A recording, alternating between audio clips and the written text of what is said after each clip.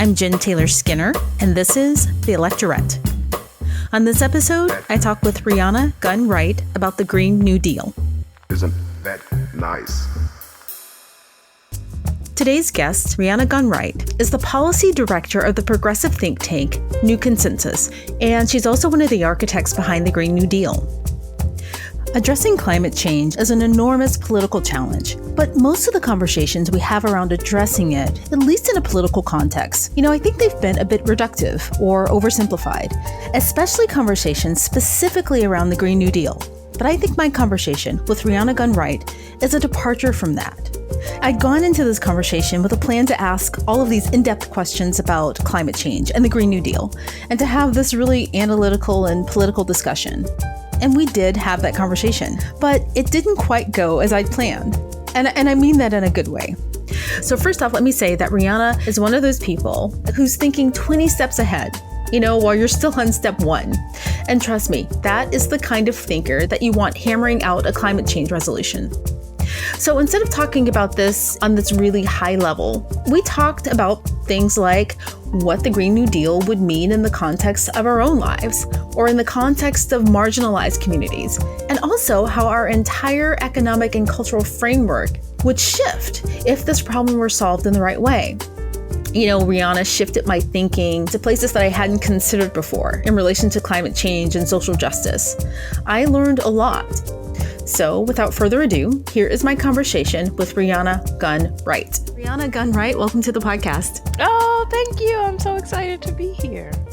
So the Green New Deal. So it was unveiled by Alexandria Ocasio-Cortez, and I'll just call her AOC from here on out, I guess. And Senator Ed Markey of Massachusetts I think it was a little over a month ago. And, it kind of made a big splash, right? Because it was anticipated for months, and then finally this document comes out. And, I had a lot of questions. And, of course, if any big piece of legislation comes out, there's a lot of criticism and there's a lot of questions. But one of my first impressions was that it was really big and broad, right?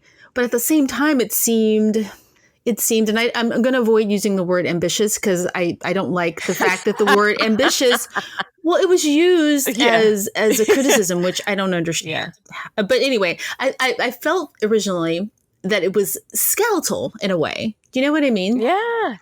So I was curious about, how a piece of legislation like this is crafted. Did AOC, did she sit down and write it herself? And then you came in. So how did that happen?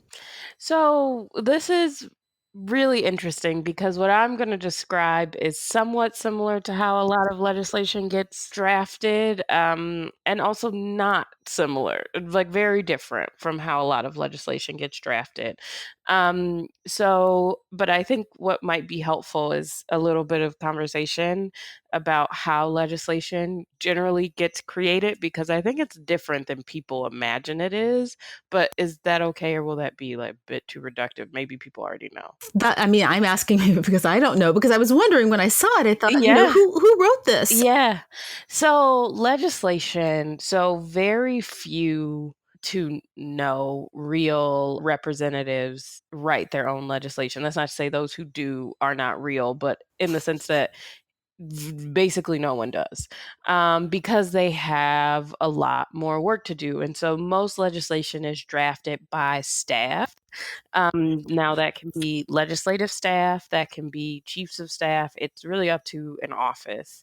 So in this case, AOC staff drafted it. Now, electeds will often review legislation, right, and make changes to language and whatnot. So they're still involved in the process, but the actual writing of the words on paper, usually they don't do. There's also usually some amount of input from outside experts or communities or external actors. And that's largely because a lot of congressional offices are understaffed, right? But either way, most legislative staff cover more than one area of policy. I think Senate is a little bit different. They have different structure, I think a bit more money, and they tend to be more specialized. But on the House side, especially, you will have a legislative staff person. They're usually called a legislative assistant.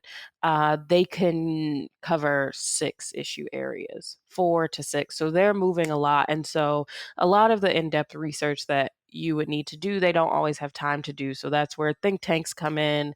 Academics will work. Lobbyists actually do a lot of policymaking because they're focused on just a few issues or a few buckets or a few industries. And so they have a lot of time. So often they will come with pieces of legislation drafted, or they will work with a weigh in with offices to draft or whatnot. So usually it's actually a bit more of a collective process than people think of. And then, people draft legislation and then, they introduce it and then goes through various pathways, committee, things get referred to committees, et cetera, et cetera. Now, where the Green New Deal sort of splits off and why you notice that the resolution was skeletal is because the Green New Deal actually and the resolution requires that it's developed in democratic and participatory policymaking processes. The resolution was actually it was never designed to be a fully fleshed out policy document. It was meant to act as a marker. So to put out the goals and the projects that have to be in something for it to be considered a Green New Deal and the things that a Green New Deal has to consider.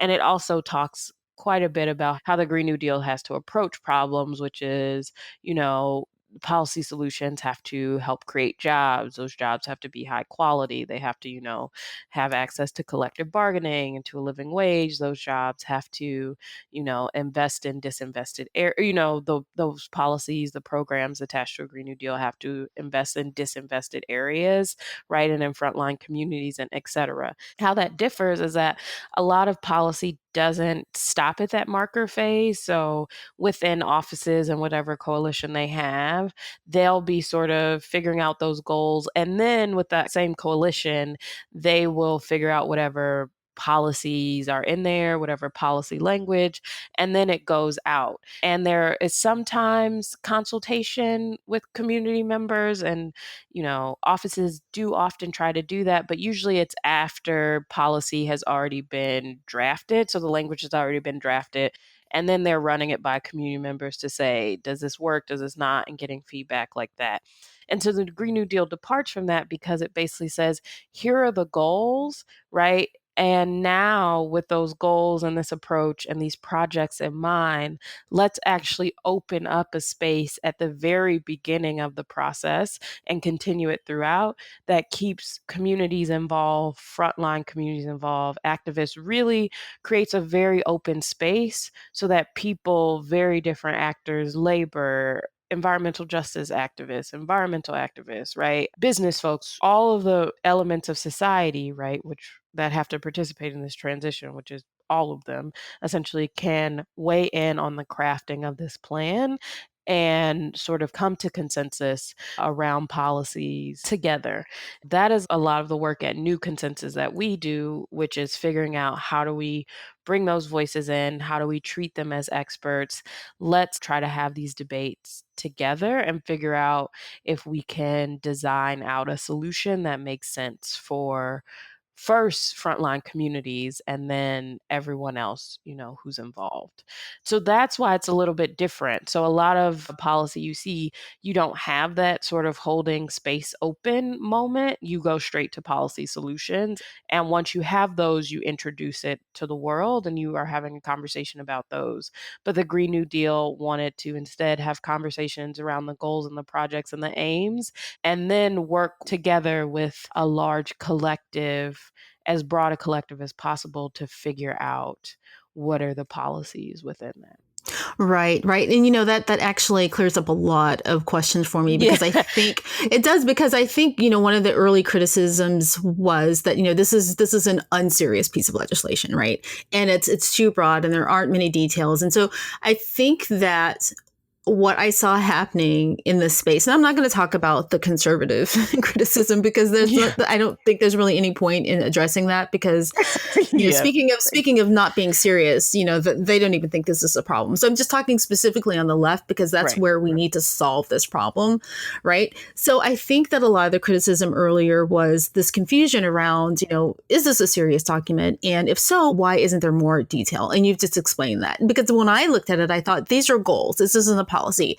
And it wasn't intended to be policy. So No, it wasn't. And I think there's a couple reasons. One is that with something that I think of, at least from a policy design standpoint, and also a bit of a political standpoint, is from a policy design standpoint, when you are designing something that's this comprehensive and is going to affect this many groups, you are going to have a lot of not unexpected, but what I like to call second order or knock on effects, right? Because you're in a system. So if you change one thing, other things down the line have to change too. And in this situation, you're changing a lot of things. And that can mean that, like, actually second order effects become less of an issue because you're sort of doing more of the constructing of the world in which the thing happens, right? Whereas, like, most policies, you're focused on one thing. So you change that and then you have to be thinking about other things. Or you can just have a multiplicative effect where you have way more knock on effects than you expected. And the best way to figure out how knock-on effects are going to hurt people, especially people in frontline communities, is to talk to them. And often we talk to them too late, because in figuring out what policy mechanisms, what policies you want to put in place, there's a lot of bargaining that already goes down. So when you come to a community after you've chosen a particular path forward and ask them to weigh in, what runs the risk of happening is that you've already made all these bargains around why you chose this path. And so if they don't like that path, that they're fundamentally opposed or it's going to hurt them, sometimes it's too late to change the path, right? Because you've already made peace with whatever industries you're going to affect, or you've, run it by the particular power actors and they prefer this solution and, communities don't. So you can run into that issue. And so the best way to not have to foresee negative second order effects and design them out or design around them or put in place a policy to, like, buffer against them is to have folks involved from the beginning and in conversation. And so that's one of the reasons. And then the other reason I think is a real political reason, which is that, like I said, there's a lot of debates about how you decarbonize well, and especially how do you decarbonize equitably. And if we were to come out right now on any side of those debates without doing proper consultation, we will break the coalition and we will break the collective before it even starts. And some opponents know that, and that's also why they push for details really early, because they know that this is a big tent approach. And because of that, like, maintaining relationships is really key and also really difficult. And rushing or making people feel like they aren't included, or, weighing in on one particular pathway before you've been able to talk to folks who, are opposed to that pathway and really think about that, it's going to cause you problems. And that's been a lot of the issue with a lot of environmental legislation and efforts before, was this sort of issues maintaining coalitions. And so we're trying to be really thoughtful and intentional about that. And the side effect is that can make us seem, I think, sometimes less serious because we're not as prescriptive at the front. But to me, I think it's more judicious because you're actually sort of thinking long term about how do you help not only create the best policy, but actually create a coalition that can help shepherd it and pressure and push for it and keep it at the top of the agenda until it gets passed. Yeah, that makes a lot of sense to me because you can have a big goal like, get to net zero emissions, right? But there's, half a dozen to a dozen ways to do that. So that totally makes sense to me. But, the thing is that I guess the reason I started with that is because I think between the original version and the version that you've fleshed out, that it's evolved so much. But a lot of people, and I don't even know how much this matters, but a lot of constituents, right, or eyes, who were on the original one, they haven't given it a second look. Right. And that was kind of my worry, to give it a second look because, how could we not agree on these goals? So. Yeah, no, I agree. And so that's been a tension that I think we've seen and felt, and that we've tried to navigate by returning. So various folks tried to touch once, and so we're returning to some of those relationships and some of those constituencies. But we think that that's an organizing problem, because what at least I found is that even if folks looked at it once and were like, I don't get it, if you go back and do some of this work explaining and invite them into the process, they're still open, right? The door actually hasn't shut, but it's on us to get in there right before it completely shuts and Yeah. invite them to the larger process. Yeah, but I mean, you have a lot of support because I think all of the 108 Democratic candidates, Yeah. we don't have a. I saw a tweet the other day that's like, is running for president the new year abroad for middle-aged people?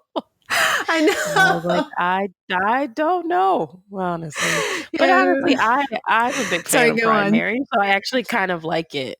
I think primaries make better candidates, and the fact is, I think Democrats for a long time have tried really hard to march under this mantle of unity, which makes a lot of sense. But I think um, often it hasn't been real unity, it's just been a suppression of ideas that were less hegemonic or were considered more radical.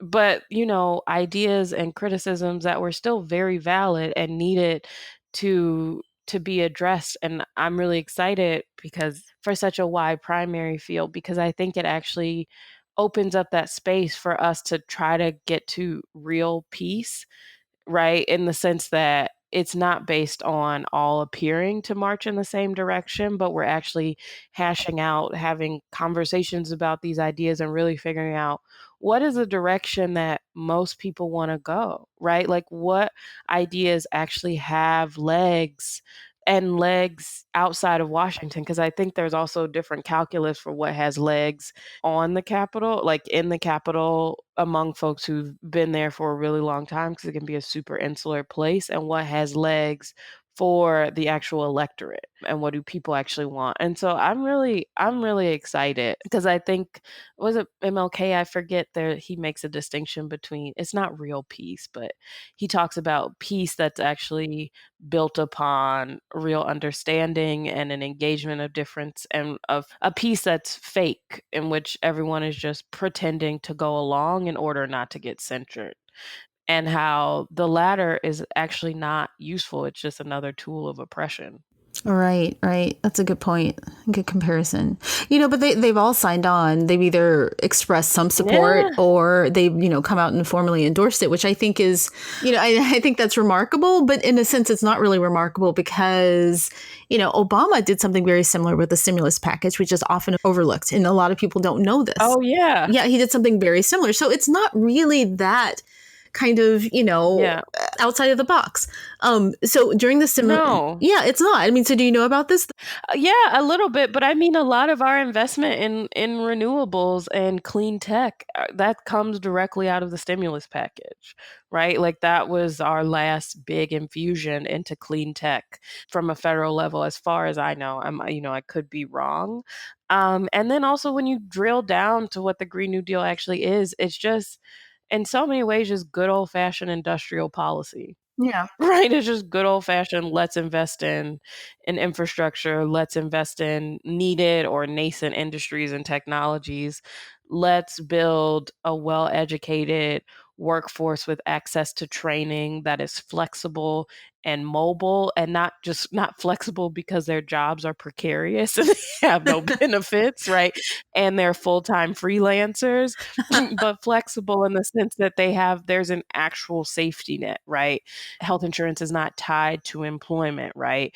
You can move and have access to training programs that will help you find another job, hopefully fairly quickly. That we don't have this incredibly bifurcated workforce where a ton of people are not skilled efficiently because their educations are not up to par, because we fund K through 12 education and higher ed in ways that don't make sense, right? So it's very much about like things that we have done before and things that have largely worked before, right? We Yeah. have these tactics have quite actually a long history of success, but we just haven't done them in a really long time. And this idea of investing in a real economy versus propping up sort of financialization and growth entirely through financial markets and sort of just thinking about our economy in a less neoliberal framework is just really, it's just a departure. But we forget that just because it's a departure from recent history doesn't mean that it's a departure from all history. Yeah. Right? Just the history that we remember, I think, most vividly. Yeah. And I do want to talk about that, but I want to go back to, because I think this is important Yeah. because it hasn't been given enough attention, right? So Obama tried to address climate change in the stimulus package. It was successful, right? It was the Yeah. biggest clean energy bill in history, and I think $90 billion was allotted to clean electricity and to renewable fuels, and all this Mhm. kind of thing. And I think the stimulus package overall was, I think, 800 billion, something like that. And so this was 90 billion of that, Mhm. right? I mean, Yeah. so we have done something like this before, right? Yeah. And so my question is like, what happened to that? What happened to the outcome of that?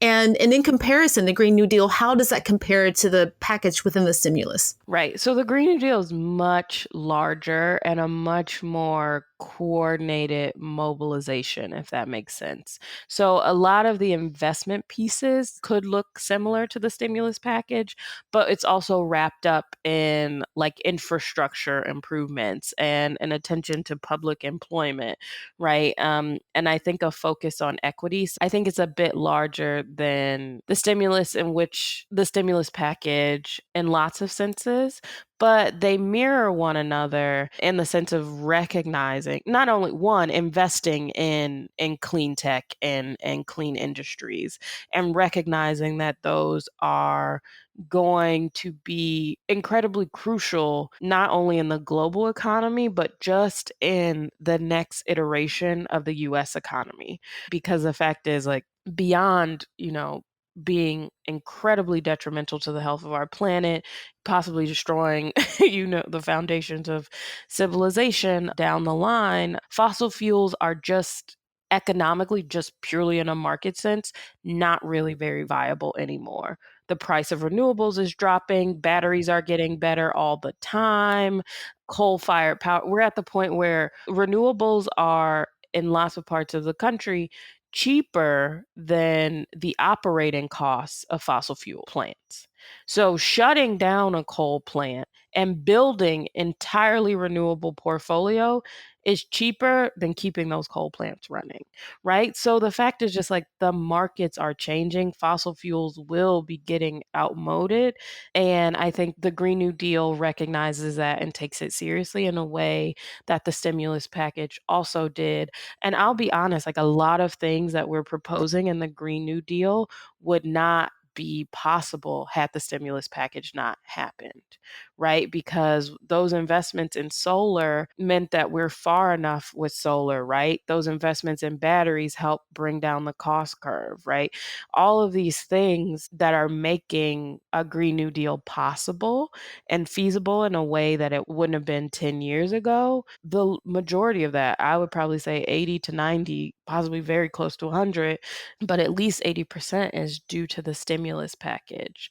And so I think repeating some of that investment, often I think maybe in a more targeted way and as part of a larger package and program for innovation and for transitioning our economy, that's a lot of what the Green New Deal is.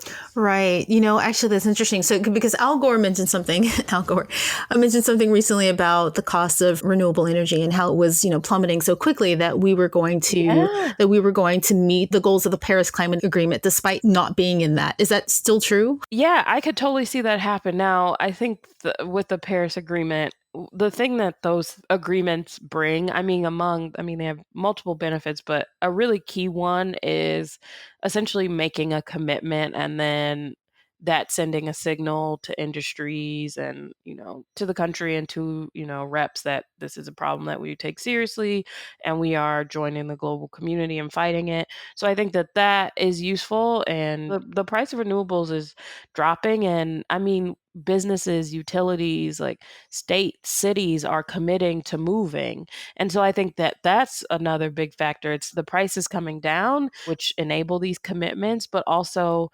regardless of the Paris commitment, individual communities, individual actors are committing to dealing with climate change, and they're committing to using these technologies. And the more that those technologies are used and deployed, the cheaper it becomes. So yeah, I mean, I'm definitely not going to argue with Al Gore about climate. So he's totally right on a lot of levels. But I think sometimes it can be a bit of a chicken and egg situation.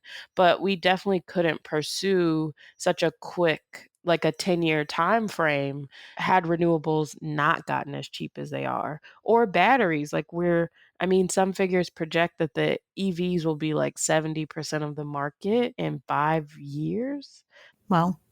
And that's, with no government policy. And we would do well to take them seriously and to actually be proactive about planning how we want to engage with those industries, how we want to grow them, how we want to treat workers in them, how we want to think about automation in the context of the switch to these technologies, and what that means for supply chains and all of that. We want to be proactive about thinking about it instead of just letting it happen and letting the same market forces and the same actors who stand to make a lot of money and don't have a stake in doing this stuff equitably take the lead. And that's really what the Green New Deal is about. It's about saying this transition is coming.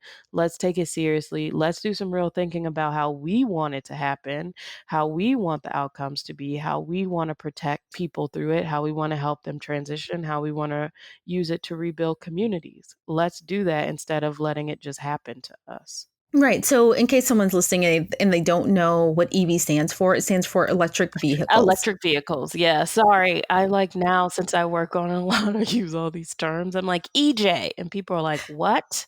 I'm like, environmental justice. EV is an electric vehicle. A JG is a jobs guarantee. M4A is Medicare for all. Keep up, people. Keep up. Okay. So speaking of EJ, did I got that right? Yeah. So let's talk about that. Let's talk about the community and some of the other goals in the Green New Deal around, you mentioned transforming the economy and addressing wage stagnation and, racial wealth divide.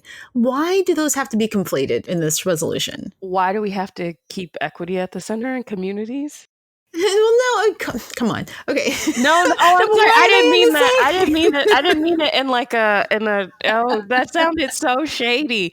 I'm sorry. And I think my own bias is showing, because that's usually actually the question I get. Why do you have to do them at the same time? And so I'm already prepared. I'm like, in my jujitsu mode, I'm like, let me take down that question. And you're like, I'm just asking a really honest, open question about how these things are connected. And I'm so sorry. I was ready to fight you. And I need to put down my arms. We're not fighting. No, that's fine. I thought it was cute. So seriously, why? I don't even know what my question is anymore. Ryan Reynolds here from Mint Mobile. I don't know if you knew this, but anyone can get the same premium wireless for $15 a month plan that I've been enjoying. It's not just for celebrities. So do like I did and have one of your assistants switch you to Mint Mobile today. I'm told it's super easy to do at mintmobile.com/switch. Upfront payment of $45 for 3-month plan, equivalent to $15 per month required. Intro rate first 3 months only, then full price plan options available. Taxes and fees extra. See full terms at mintmobile.com. Your data is like gold to hackers. They're selling your passwords, bank details, and private messages. McAfee helps stop them. Secure VPN keeps your online activity private. AI-powered text scam detector spots phishing attempts instantly. And with award-winning antivirus, you get top-tier hacker protection. Plus, you'll get up to $2 million in identity theft coverage, all for just $39.99 for your first year. Visit McAfee.com. Cancel anytime. Terms apply. If you like smart podcasts about politics and foreign policy with an injection of humor, you're going to love Deep State Radio. Twice a week, this podcast will take you on a smart and direct tour of the inner workings of American power.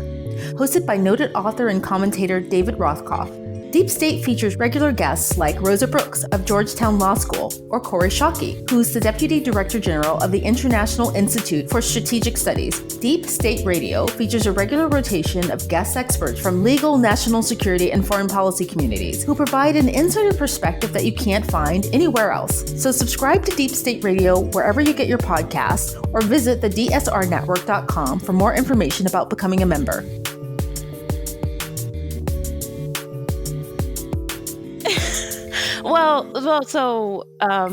So is your question like why connect? Like why? I guess maybe I just answer my own question. I understand why they're connected, right? But why conflate them in the same resolution? Gotcha. Right? Because you can address the wealth divide outside of, a climate change resolution. Right. So I think there's a couple reasons. The first is, and I don't mean this flippantly, although it's going to come up flippantly, is that you can walk and chew gum at the same time, in the sense that a lot of the solutions related to wealth inequality are the same type of solutions that you would pursue if you were dealing with climate change, particularly from an industrial policy perspective. And so what I mean by that is that the wealth gap has become, so there's also income inequality and there's a wealth gap. So those are actually two related but separate issues. So let's put that out there. To deal with income inequality, essentially the amount of inequality that we have in our society has become too much to deal with purely through redistributing money through the tax system, which is often how we try to deal with income inequality, particularly over the last three decades, particularly since Reagan. And there's a really interesting paper, I forget the name of it, but there's an economist at Stanford named Saez, and he was working with a couple of his colleagues, and they did this national income portfolio to figure out how the gains from economic growth have passed to different folks on the income level. And so one of their findings in that I thought was incredibly interesting but was small, which is that since the 1980s, we have had more means tested assistance programs, largely through the tax system. But we've gotten to a point where pre-tax and post-tax income for the vast majority of Americans, but particularly if you're talking about the lower half of the income spectrum, are essentially the same, which means that even though we have all these programs, the income inequality before is so drastic that even when you're trying to even it out through the tax system, it's not working. And so that means that you're going to need to sort of intervene in labor markets more. And that's where you've heard people talking for years about public employment programs, because obviously it pulls people out of unemployment. You can raise, wage standards, et cetera, et cetera. But the issue with that people get really sort of touchy about with public works programs is that unless you're doing something productive or something that is going to grow the real economy or that the real economy needs, it can become redundant and actually drive inflation and drive sort of other negative economic impacts. And the really cool thing about if you take an industrial policy perspective to how you deal with climate change, it's necessary because when you change your energy source, you change everything, right? And so you need to be thinking about how do we, plan cities better? How do we reduce emissions through buildings, right? Because our built infrastructure, buildings particularly, take a lot of energy and they produce a lot of emissions. I think it's 30%. But if you're taking this industrial policy perspective, it creates a lot of work to be done, which means that all of a sudden you have all this productive work that needs to be done. and you need almost, if not full employment, almost full employment, which means you need everyone sort of working in these productive capacities. And so it creates a natural link between a public works program and a climate change program. And we think that that's really important because the fact is, like you said earlier, you can decarbonize in a lot of ways, right? So what we're saying is essentially like if there's a way where you can decarbonize and also deal with inequality and inequity, and the solutions for that are really difficult to pass, outside of a crisis or whatnot, why don't you just link them together and have a cross-cutting solution? Right? Isn't that more efficient than trying to do one and then trying to do the other, especially if you actually are going to have to flip all these things in your built environment, if you are actually going to have to invest in all of these new industries and create jobs, right? Why can't you have a solution that does both? And that's where we're coming from, and that's why we connect it.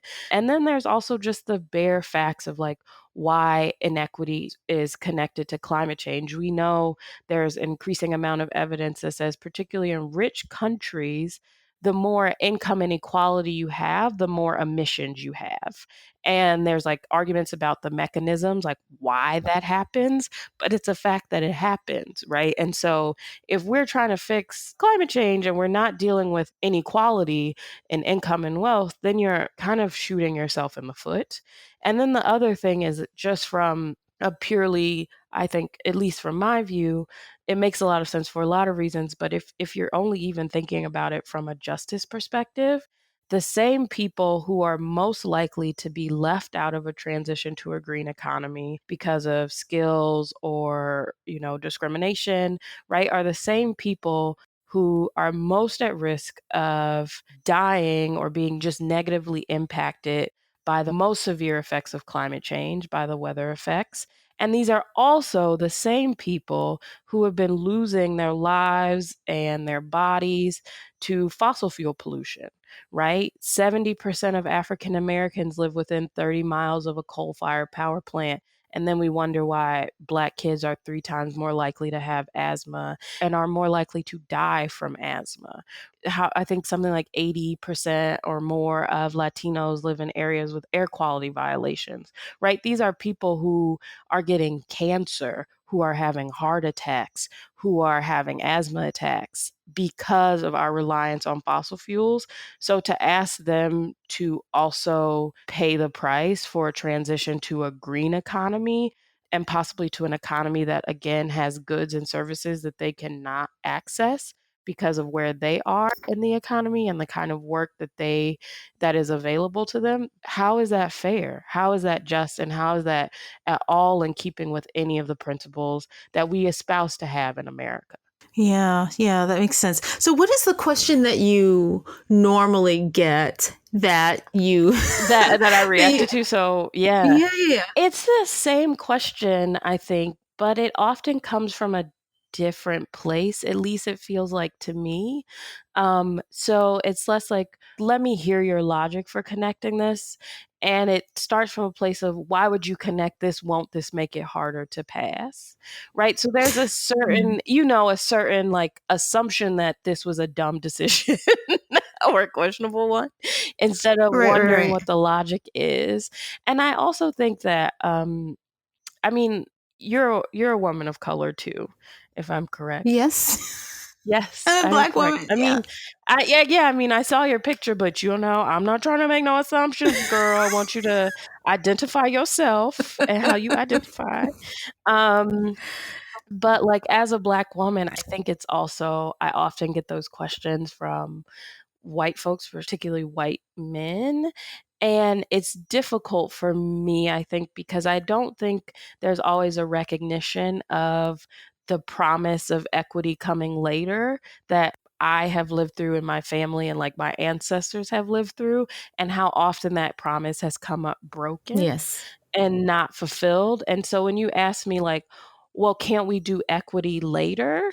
Yeah. No, I To me, didn't. it sounds like, oh, how long can you all suffer some No, more? no, Like, are girl. we talking another like 10, 20 years? Like, is that cool? And also the fact is that we know people like to talk about like, oh, climate change legislation is very difficult to pass, which is true. But it's also difficult to pass? policies related to racial equity, right? Yeah. Like, why are we acting like there is ever a wonderful political moment where all of a sudden, once something gets tagged as like a minority issue, that it'll be that much easier to solve? Because that's been one of the main barriers to solving it so far, right? Is that we treat equity issues not as American issues, although that's changing, I think, but we largely treat them as like issues of particular constituencies. Those constituencies have less power, and then it's that much harder to make those policies move. And also, we know that our political world is very polarized, and a lot of that polarization is around race. So also, once you race a policy, right? Once it's not, let's have equity for all people, and it's let's have, or, let's have a public works program that supports these goals, but let's have public works programs because Black people are poor, right? Is how that then gets raced, and that makes it that much harder to pass.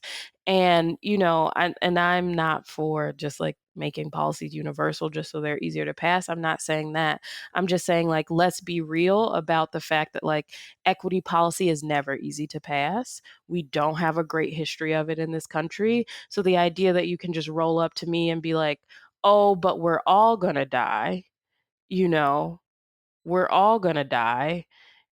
So can we just deal with some people dying sooner or later? It's like a kind of a crazy concept to me.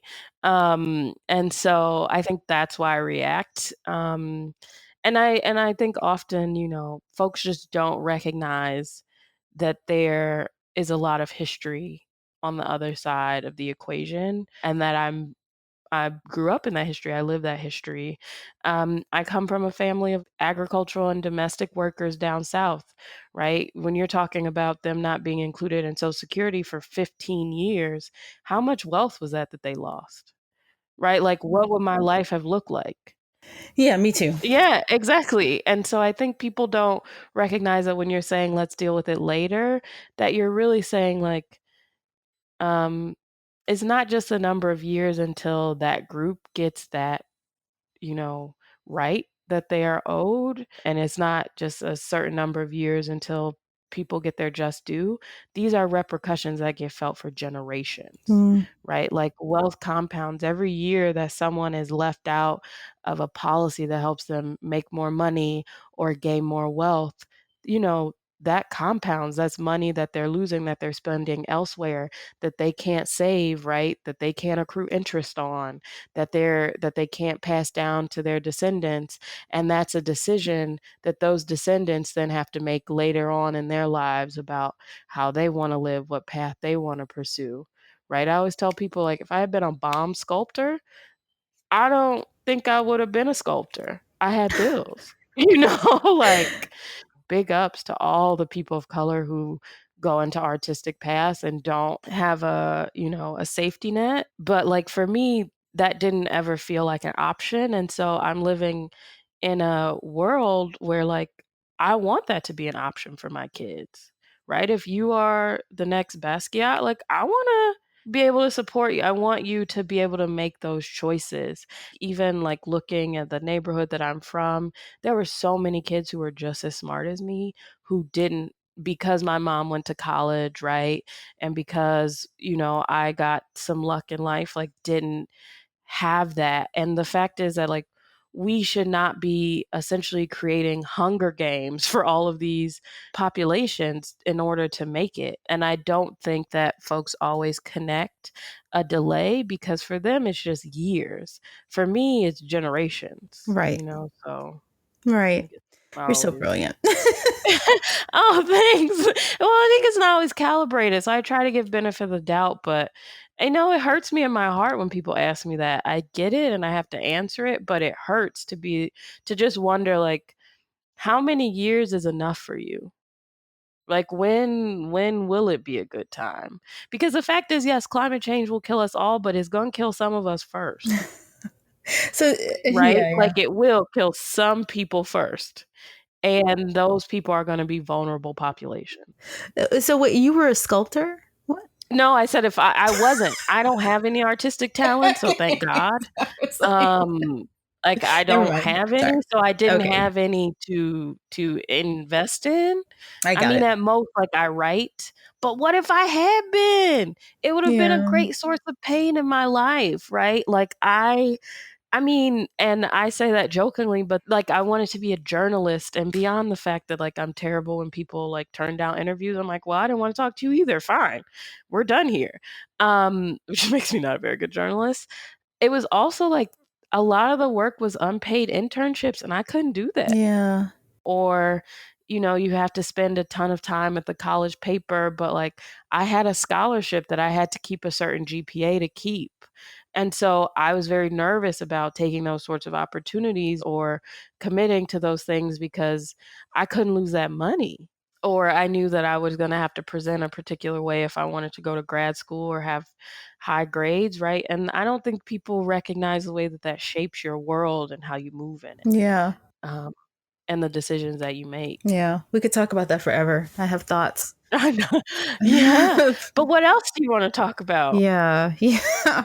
Well, I mean, yeah. Anyway, so but back to this. So the reason I asked this question and the reason I asked it the way it wasn't from that place because I would never come from that place. It was coming from if it's wrapped in this larger resolution, will it get short shrift? Do you know what I mean? Ah, yeah. And Yeah, and yeah, yeah. secondly, if you pull it out, like why couldn't it be just as big? Or Yeah. closer? Do you know what I mean? Yeah. Yeah, and it's so funny because there's a lot of people who are like, they'll come to us and say things like, "This is just a progressive wish list of policies." I'm like, "Would you like to see my wish list? Because it is far longer." Like, we're not talking about voting rights. We're not talking about a lot of things. And that's because the policies that we chose are actually policies that are necessary to support an industrial like mass mobilization. So they're progressive policies that make sense in this context. We didn't just add a bunch of stuff in. But that also means that there's a ton of things that are related to equity. I mean, there's some stuff about housing in the resolution but housing is a huge issue, right? Like we need to still decarcerate. Like there are so many things that are not here for the reasons that they didn't fit within our framework. But the reason I'm actually not worried about them getting short shrift and I'm glad they're included is because I think often we think of equity as a thing that happens on the side. And so you'll have like particular offices or particular programs. But the fact is that like equity and inequity is the result of systemic failures or successes, right? Equity is a systemic, I think, success. Inequity is generally a systemic failure. The things that ties them together is that they both come from systems. And so if you want equity, you need to be thinking about how do you seed power to folks who have generally been disinvested? How do you sow power into their communities? How do you sow investment into their communities through policy? Right? So equity has to be the lens through which you design a system. And if you are not doing that, you're going to be really hard pressed to get equity at the end. And the other reason I think that it's really important, and this is going to get like a little theoretical, but essentially, policy mechanisms are not apolitical, right? So they are invested in upholding, shifting, however you want, particular power relationships, right? And so equity in an inequitable society like we have right now requires a rewriting of power relationships. It requires giving some more power to some groups and in some cases taking away power from other groups who have too much power or, are largely using their power in ways that disempowers other people, etc. And now if you are choosing policy mechanisms that are predicated on keeping uh, existing power relationships in place, right? And what I mean by that is that one example is you design a policy that will sort of like keep fossil fuel industry at the center or give them particular this is the community that you're really or the industry that you're really sort of focused on. If that is your policy, then you're not going to get equity at the end because the reason that that policy is getting passed, the reason that it's getting support, the reason that it's moving is because it keeps those same power relationships in place.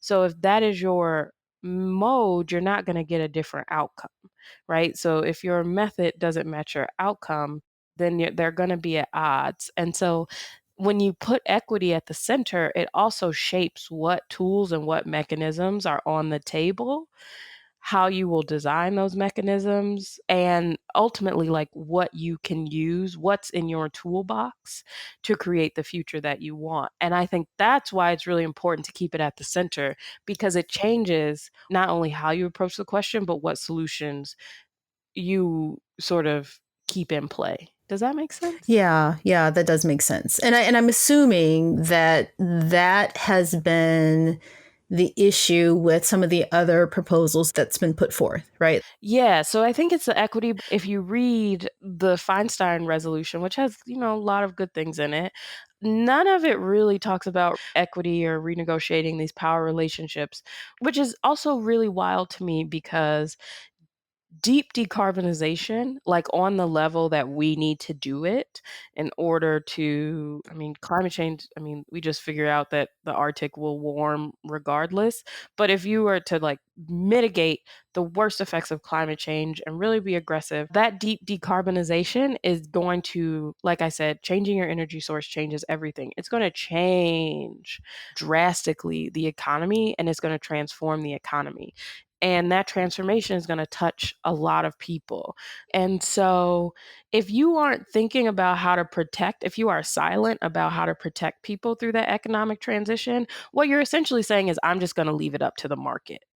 Right. And we know what that leads to. Right. We'll Right? never come back to it. No. Yeah. Right. Yeah. We will leave it up to the market, or when problems that we should have foreseen, right, or that we saw coming down the pike, when those problems come up, then it's going to be an emergency, and we're going to have to do all these things to try to deal with it. And of course, when something's done in an emergency, it's never done as well as you need it to be done, right? And so you're essentially just creating a system where either you leave all of this economic transformation up to the market, and the market is going to be responsible for like protecting people, for figuring out which workers it wants to value the most, et cetera. Or you're going to have these like new jobs that could be great come up in this ecosystem of precarious labor where, we don't have to provide health insurance, and you can be a full-time freelancer, and, it's a gig economy or whatever, right? Like you are saying that these new jobs will emerge in this ecosystem, and therefore will have to adapt to this ecosystem or whatever. Or at best, you're just leaving all those questions to the side and you'll deal with them later, which is also, if you know that the issue is going to come up, why would you just decide to deal with it later? So I Yeah. think there's a lot of tensions. But I think what it also boils down to is that, like, what does it mean to be a politically feasible solution? And what it often means is that what's feasible, it's whatever upsets existing power relationships the least for the people for whom those power relationships are the most profitable. Right? Yeah. And exactly. And so if that is the sort of bargain that you are driving, right? The goal for this policy is for it to be feasible and therefore not, upset those relationships. Then why would you think that that policy is going to create equitable outcomes at the back end? I mean, it will be transformative, but we all know that all transformation is not good, Yeah. right? Or positive in the long run, even. Well, you're making me So think, because the narrative has often been that this is about political expedience and not about profitability. Do you know what I mean? yeah, but the fact is, what makes it politically expedient? The profitability. Exactly. But am I wrong in that Exactly. though? I mean, No, exactly. Especially when, the GOP, thank God more Republicans, I think, are starting to get hip to climate change, or to recognize that the GOP needs a real strategy, and a real sort of alternative proposal, or what have you. That's great. But at the end of the day, like, there is a whole political party that takes a ton of money from fossil fuels. I forgot, like, some of the senators that made the fieriest floor speeches against the GND, and like, I think like a couple weeks ago. These are folks who've taken like over $1 million from oil and gas companies. Yeah. Right. And so you have an entire political party that is largely slow walked, denied, right? resisted action on climate change in part because of who they're funded by, and your solution is about being politically expedient for them. Well, so what about your plan is going to appeal to them? Like, right? Like, why would it be politically expedient for them? If they represent a fossil fuel industry and you are trying to bring them on board, what does that mean?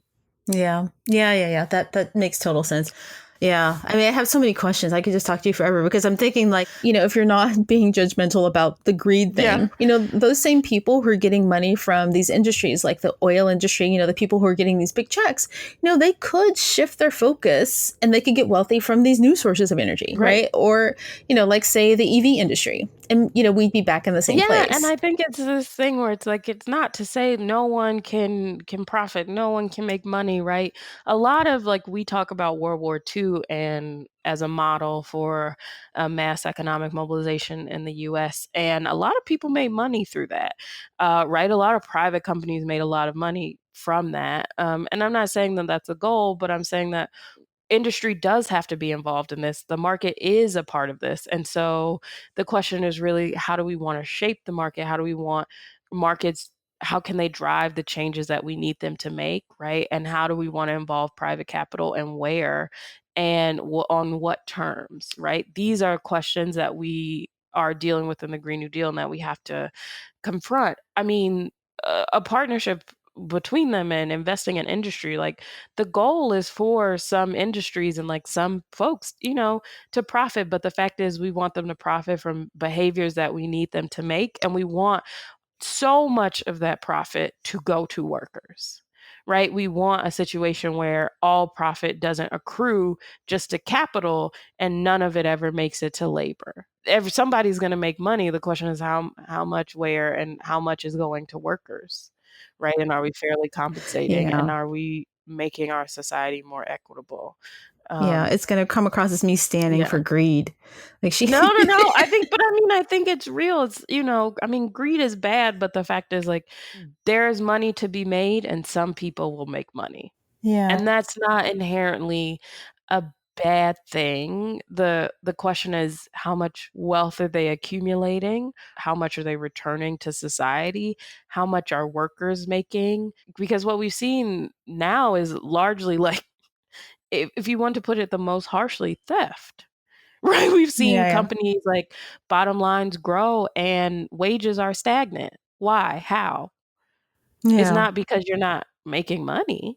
So I think a lot of the Green New Deal is about using this moment of transformation because it's going to happen to proactively think about what are the set of power relationships we want in the next phase of the US economy, because the ones that we've built, particularly since Reagan, are not working out. So how do we want to change it? Yeah. I wanted to ask you about, because one of the things that did get some criticism is about modernizing transportation, right? Which we kind of talked about already, but specifically about, trains, right? How do you envision that working? And is there a model somewhere in the world that we're trying to, model this after? Oh, when it comes to high-speed rail? Yeah. Yeah, I'm not an expert in high-speed rail. I know that there are definitely functional and successful international examples.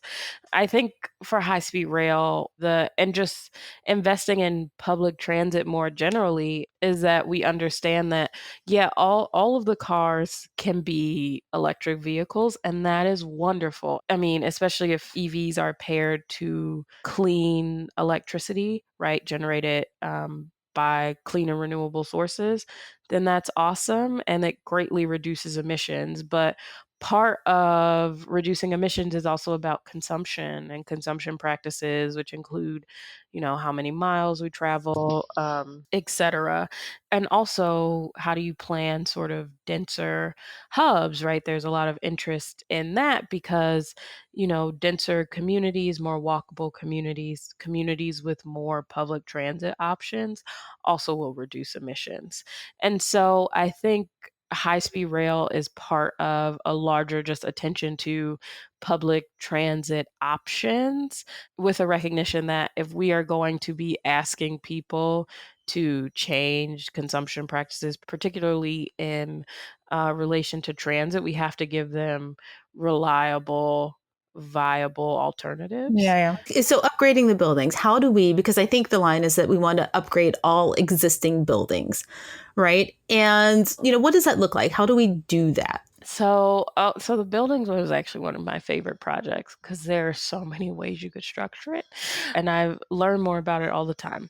So upgrading all buildings. So there's a few things to think about when it comes to upgrading all buildings. The first is that there are different types of buildings. Obviously, there's commercial, residential, and then you have like public buildings, which generally owned by some form of government. And now, the interesting thing about that is that doing upgrading for energy efficiency for commercial buildings pays a lot more than it does for residential. But residential is easier to train people for and to like do through sort of public works programs or that sort of setup. And so you deal with a couple of things like that's a clear sort of issue of equity. So there's some discussion of like how, and we're doing some thinking about how would you structure the residential arm so that it is actually a source of good jobs? How do you, make sure wages are at appropriate levels? How do you make sure that people get benefits? How do you make sure that it's connected to additional training, et cetera? So that is one where like we're thinking a lot about the jobs guarantee there and how a jobs program there could work, but there are other options. The other thing about upgrading buildings is new construction and existing construction. So new construction, that is in some ways easier to deal with because new construction has to abide by codes. Now, those codes are generally set at the municipal level, sometimes at the state. But if you can get really strong energy efficiency codes for new construction, you just save yourself from having to deal with a problem down the line. So you can deal with new construction that way. And then for existing construction, that's when you have a question of how do you do that? Because code doesn't apply to existing buildings. So most existing buildings, I just was in a meeting and learned that something like 80, maybe higher percent of New York existing buildings are actually out of code because if they're not new construction, they don't have to. But there are periods in the life cycle of a building, say when you get a new owner, lease changes, et cetera, where you can do improvements and upgrades. So a lot of what we're trying to think about when we are thinking about structuring that program is how do you do on-cycle upgrades? So that's like in periods of within buildings' lives where things need to be updated, especially with large commercial buildings, and how much do you want to do off-cycle, which is off-cycle means that you're just doing it even if the building is in that like sort of a inflection point in its life.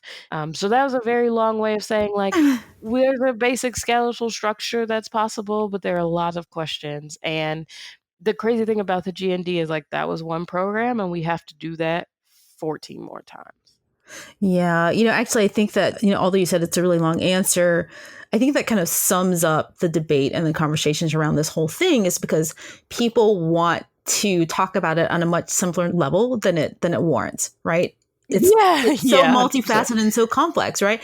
And the same goes with my final question, right? Which I'm not going to ask you, but I know you get asked a lot, which is how are you going to pay for it? And, now that I've been talking to you and I've been reading about it, I don't think that that's the right question, right? No. You're right. No. It's like what's the best way to pay for it or what ways we can look to pay for it, right? And then the question is actually which ways, and also pay for it. Do you mean real resources or do you mean money? Right? Because real resources, like the reason you have things like a job guarantee or Medicare for all is because real resources in terms, which means like people and physical capital, but particularly we think about people, right? Like getting the resources to pay in terms of workers and people will be far more complex than people think it will be, because for the level of work that will be going on, right? I think Rocky Mountain Institute has data where they estimate that if you were to decarbonize on the level of a Green New Deal, you would be growing the economy 2.5 times, right? You'd be over doubling the size of our current economy. That's a lot of work. And you're going to slow yourself down. You're going to cause problems if you don't have enough people. And so a lot of the thinking about social safety net is, how do you get the people, like the physical people that you need to be working? How do you scale them up? How do you get them where they need to be? How do you make sure that jobs are not just going to populations that are ready to do them, which is very useful in some ways, but is also generally leaves out the same types of people who most need those jobs and who could most benefit. And also, like, how are you creating ownership opportunities too? And so all of that is part of how you figure out how to pay for something like this. Now, what we actually talk about when people say, how do you pay for it, is how do you finance it? How do you get the money? And that is actually, to me, a much easier question. There's a ton of private capital. Obviously, the government has multiple ways of creating revenue, et cetera. And that's not to say that it's easy, but there are tools in our toolkit, right? And so actually, I think how do you finance it is one of the easier parts of this. The policy design and the system design is really the toughest part. Right, but even financing it, there isn't just one single. I feel like when people ask that question, they're thinking of it. It's like, which credit card are we going to put it on, right? Or like, which bank account are we going to take it out of? And even that isn't a simple one answer. Yeah, and there's so many ways and so many mechanisms. I mean, people love to talk about taxes. There's also bonds, and like, how do you want to engage the bond market, right? Like, there are so many ways that you can crack this nut.